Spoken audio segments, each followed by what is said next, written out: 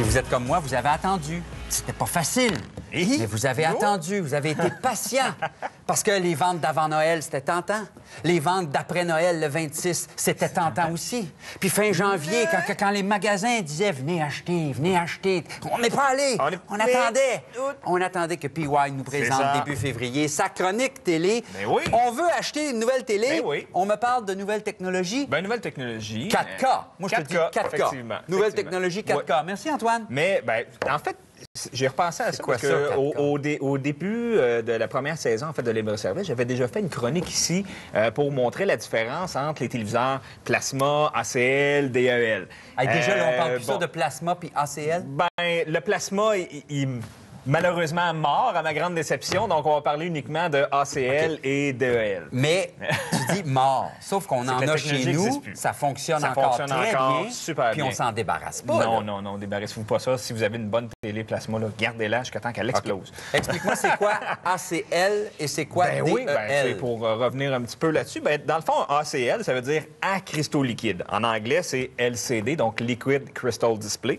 C'est un panneau, dans le fond, d'affichage à cristaux liquide qui est alimenté par un néon à l'arrière, un fluorescent.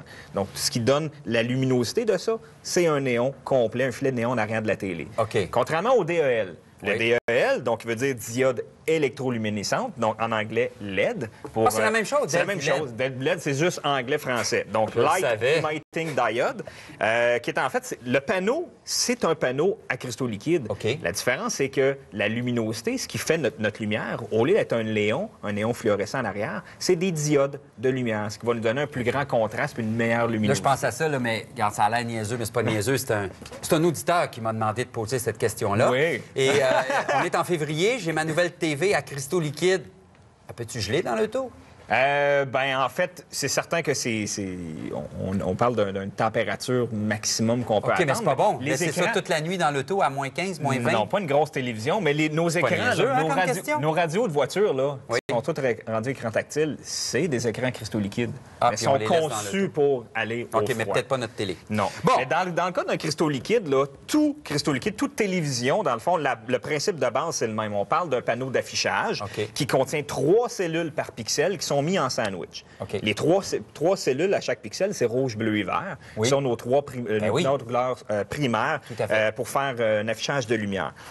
Toutes ces pixels-là, mis ensemble, toutes ces cellules-là, vont faire notre panneau d'affichage. Donc, ce qu'on voit, notre grande télé. Donc, on parle qu'il y a des millions de petits pixels, de petites cellules comme ça dans une télé. Je sais que ce qui est important, c'est de calculer le rafraîchissement, la fréquence de rafraîchissement d'image. Hein? Il étudie bien? Il écoute dans les chroniques? Non, il sait juste lire ce que tu m'as écrit. En fait, le taux de rafraîchissement, c'est vraiment à prendre en considération. Parce que plus cette fréquence en hertz est élevée, il va avoir un meilleur confort visuel parce que ça ne sera pas scintillé. On peut voir le tableau à l'écran. Donc, ce qu'on va avoir, peu importe la télé, on va avoir un départ 60 images à la seconde. Pourquoi tu vas tout écrire ça en anglais, là? Input signal, puis je ne l'ai pas trouvé en français. Mais traduis-le-moi, là. C'est quoi ça? Donc, on parle d'un ratio d'images 60 Hz, donc 60 images à la seconde. Et on va avoir des télés qui vont afficher des caractéristiques de 120 Hz. Donc, on voit l'input signal 120 frames. Images secondes. Exactement. Donc, 120 images secondes. Ce qui veut dire qu'on va venir dédoubler des images qui va donner une meilleure interpolation pour avoir un mouvement d'image beaucoup plus fluide. Puis on a le 240. Il y a des turbos là-dedans. On a le 240 Hz aussi qui existe maintenant. Parle-moi donc du K. 4K. Le 4K. Parce que, excuse-moi, mais 1K, 2K, 3K, 4K, non, ça commence à 4K. Ça commence à 4K, en fait. C'est quoi? Le nom de la technologie. On peut voir aussi un petit visuel à l'écran pour montrer les différences de ce qu'on appelle la fréquence. Donc, le 4K, ça offre une résolution 16 par 9. Comme qu'on va en voir dans tous les autres formats. Donc, 1920 par 1080, on parle d'une résolution Full HD.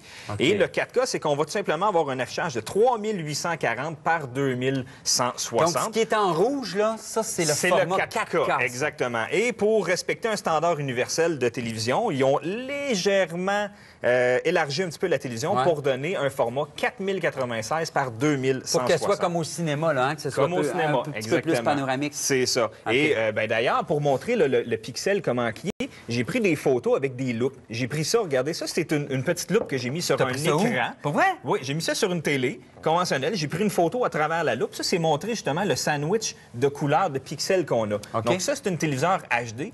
Et quand on parle d'un téléviseur 4K, on va voir la prochaine image, regarde les pixels.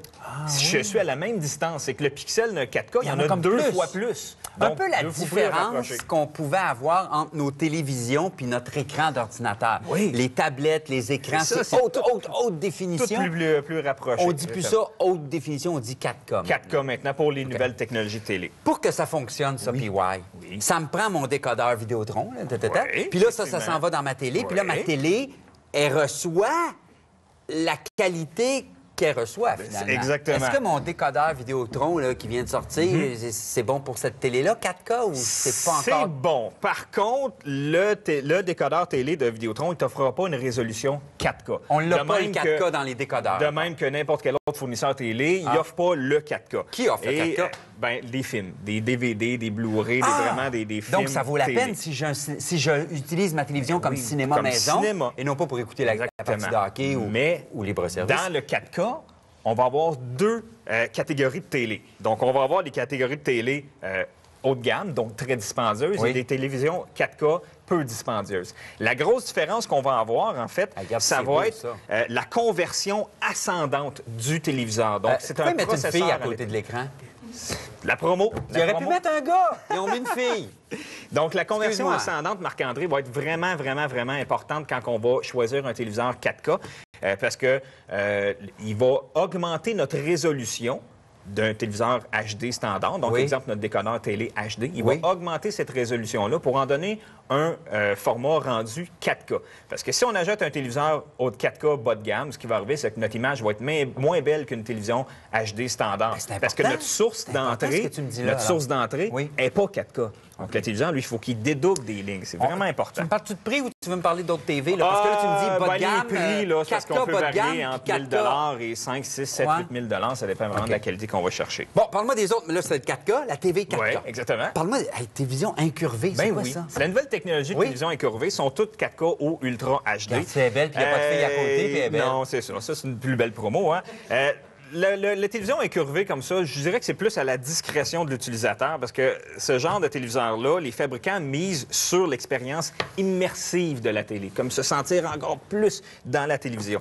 Par contre, pour avoir vraiment cette immersion-là, il faut être à un calcul de distance parfait. Celui qui est assis un peu trop sur le côté? Tout ce qui va, c'est une télé pliée. OK, fait que si c'est un grand divan, il faut que tu sois au centre du divan. Exactement. Le père de famille, il est assis au centre. À la distance près du téléviseur. La maman, les enfants, la visite, puis c'est ça. Exactement. Donc, c'est vraiment... ça prend en considération, c'est plus au choix de l'utilisateur. Ça coûte, ça, une télévision incurvée? En moyenne, je dirais 4 000 c'est bien cher. Mais pour bien réussir la famille reconstituée, ça prend une Moses de bonne TV. On en parle avec Suzanne Vallière. Merci, PY! De rien, plaisir!